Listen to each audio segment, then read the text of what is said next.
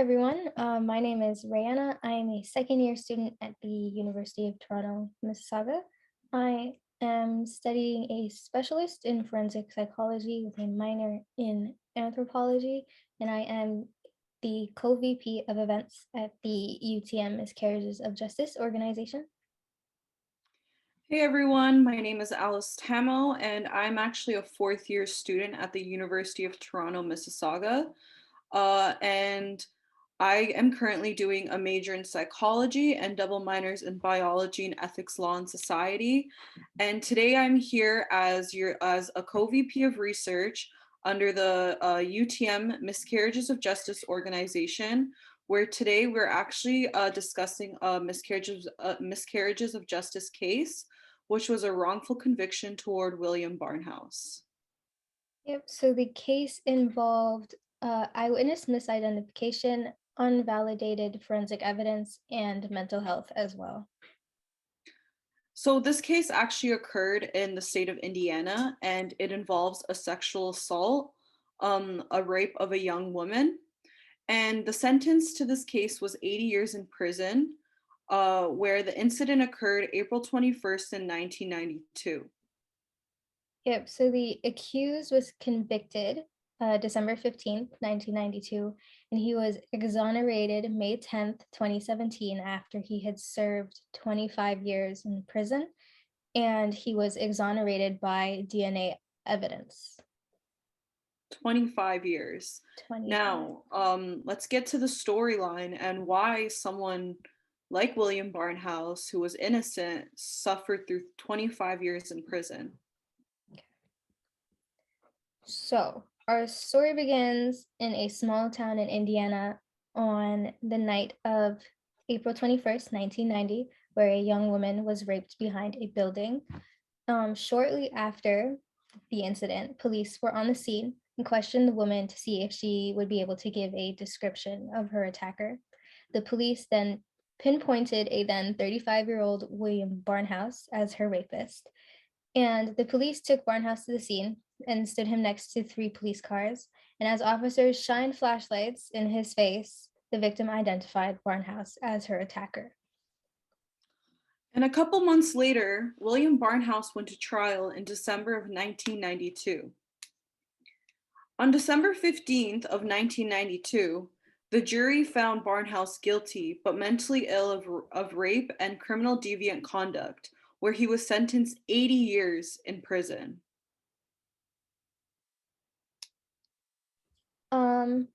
Also, Barnhouse had been previously accused, but not convicted, of multiple sexual assaults before this incident occurred.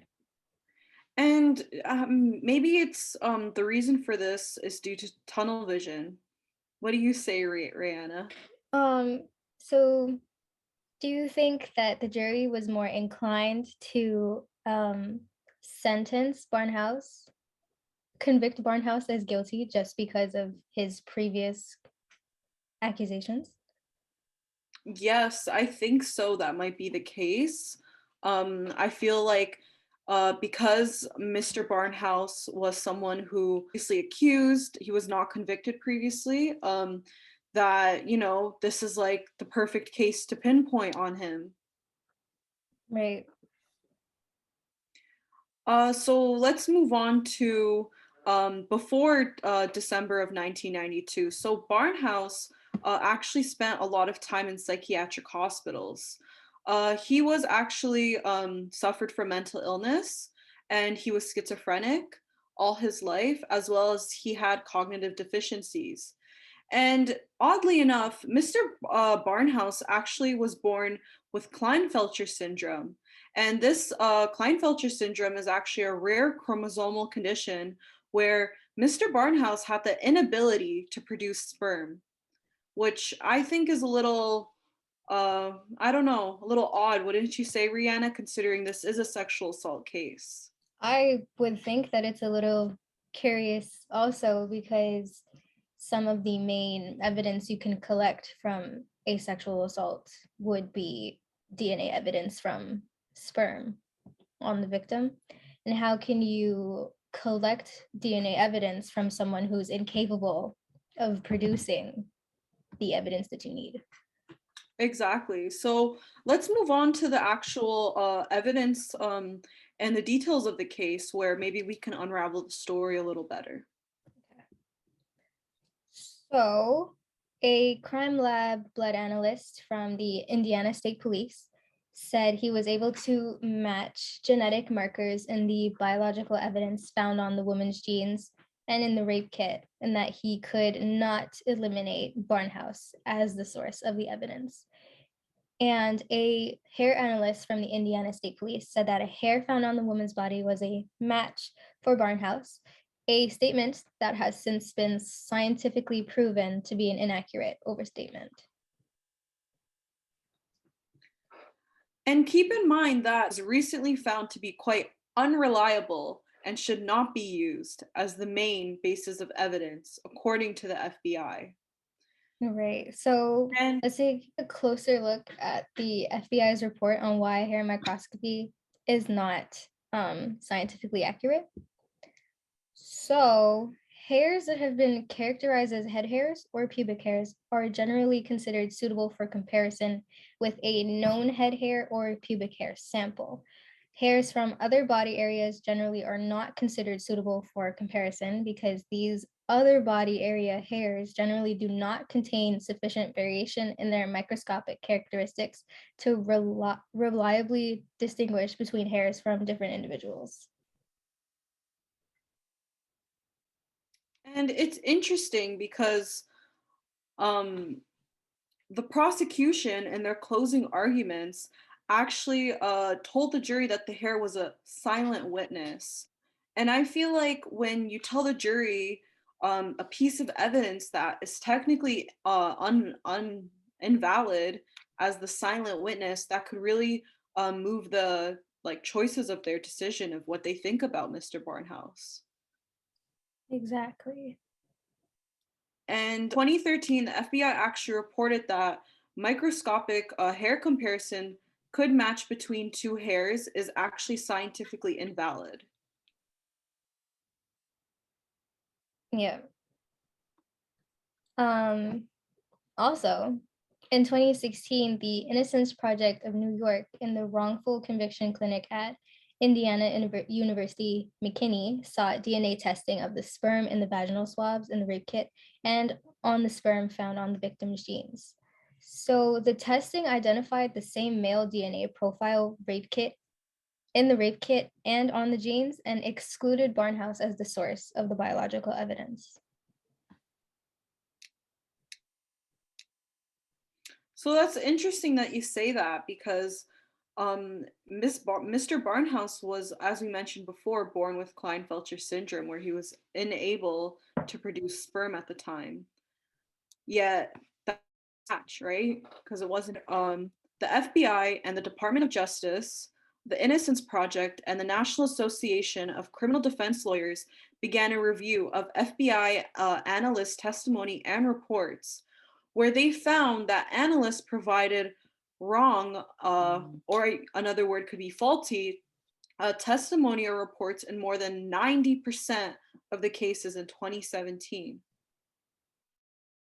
Which is crazy because evidence is being used to convict people to prison for majority of their lives, and you can't even be sure that it's actual reliable valid evidence.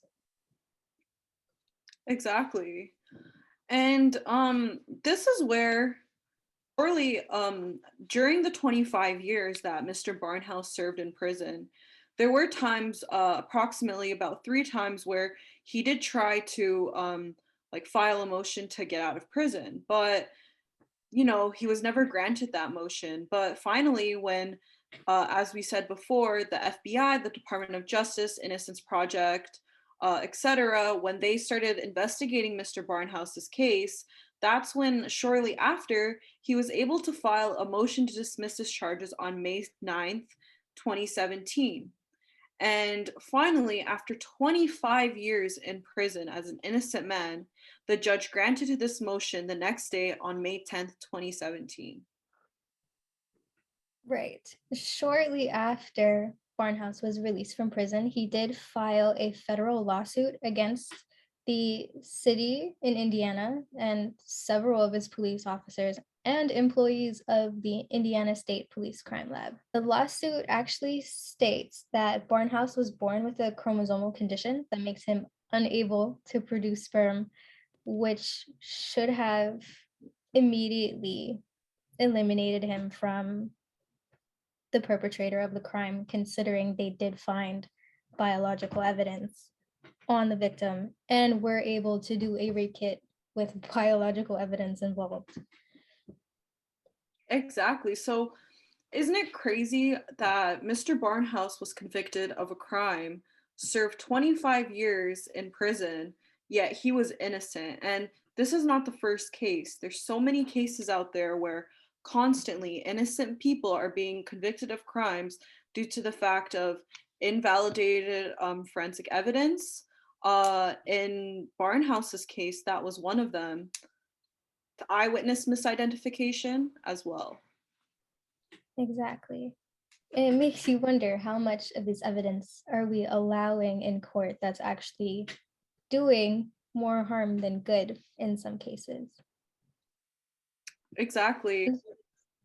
Even Barnhouse's attorneys at the time believed that an employee of the Indiana State Police Crime Lab falsely claimed hair found on the victim was so sufficiently similar to Mr. Barnhouse's pubic hair sample that it must be a match. Exactly, but as we said before, a match between two hairs is scientifically invalid, according to the FBI reports. Right, especially when you don't know where the comparison sample is coming from, because you can only compare like to like. You can't compare apples to oranges. And finally, on March 18th, 2017, Barnhouse was finally released from prison. Well, he certainly cannot get those 25 years back that Mr. Barnhouse spent in prison. Right. And after those 25 years that he spent in prison, we're not sure quite yet what he's being compensated for his wrongful conviction, as his lawsuit against the city and the police officers and the crime lab analysts is still in motion in court. Interesting. And Alice, do you think there's a relationship between mental illness and the cause of wrongful conviction?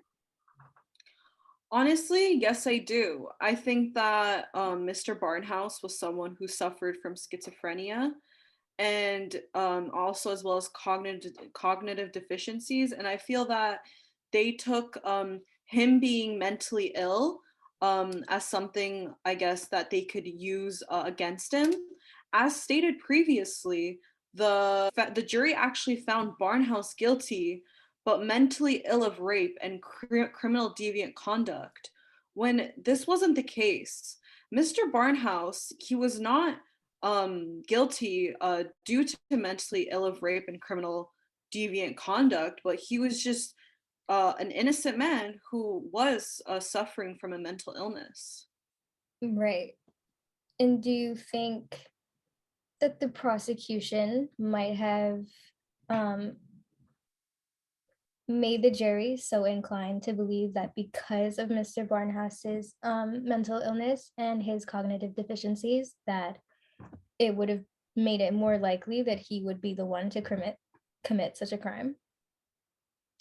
Yes, I feel that they in a way turned the case, they twisted the case around and made it seem like that was like the reason for the incident to occur.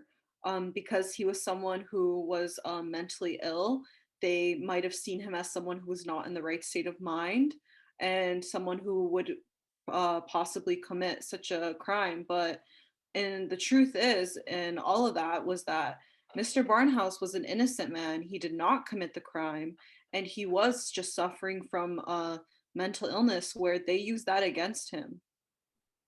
Right. And to wrap it up, Mr. Barnhouse served 25 years in prison, and those are 25 years that he'll never get back. And it's quite unfortunate and quite sad. Um, I wish the best for Mr. Barnhouse going forward. And I just wanted to say thank you to everyone for listening to this podcast. We have more to come. We'll be creating podcasts on a monthly basis. If you have any questions for us about the case or any questions regarding miscarriages of justice or wrongful convictions, feel free to check out our Instagram page.